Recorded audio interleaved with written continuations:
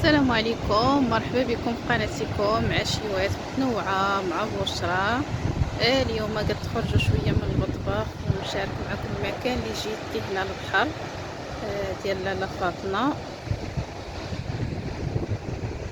أتمنى هذا الفيديو اللي حطيت لكم اليوم ينال الاعجاب ديالكم. غنخليكم مع الصوت ديال الريح اللي كاين هنا والصوت ديال المواج ديال البحر.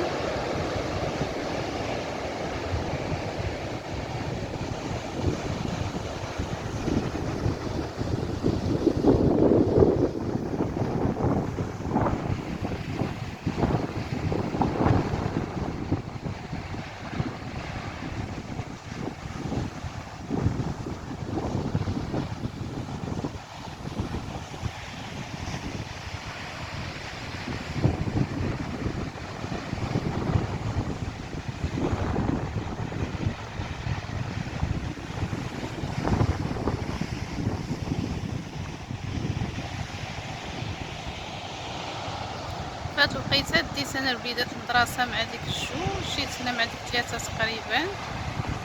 قلت بدل شويه الجو.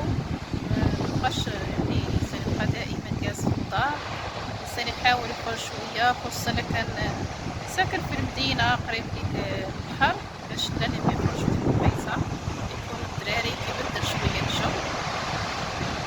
نخليكم دابا مع المواج ديال البحر. نتمنى الفيديو حطيت لكم يعجبكم، ما تنساونيش باللايك تشجعوني اكثر واكثر.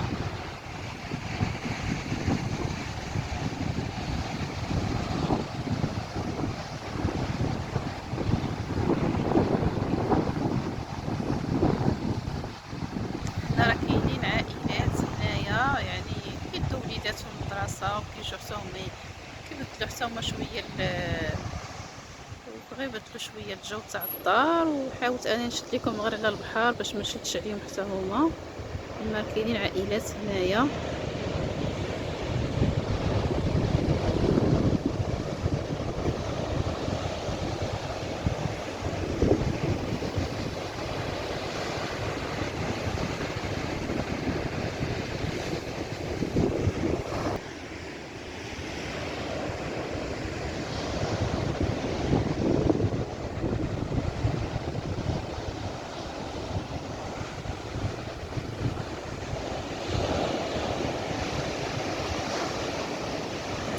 هنا راه بعيد على الشاطئ ديال لاله فاطمه، بعيد شويه، غير هنا واحد المكان كيكون عالي شويه الفوق، الانسان كيشوف البحر من الفوق، كيستمتع بامواج ديال البحر.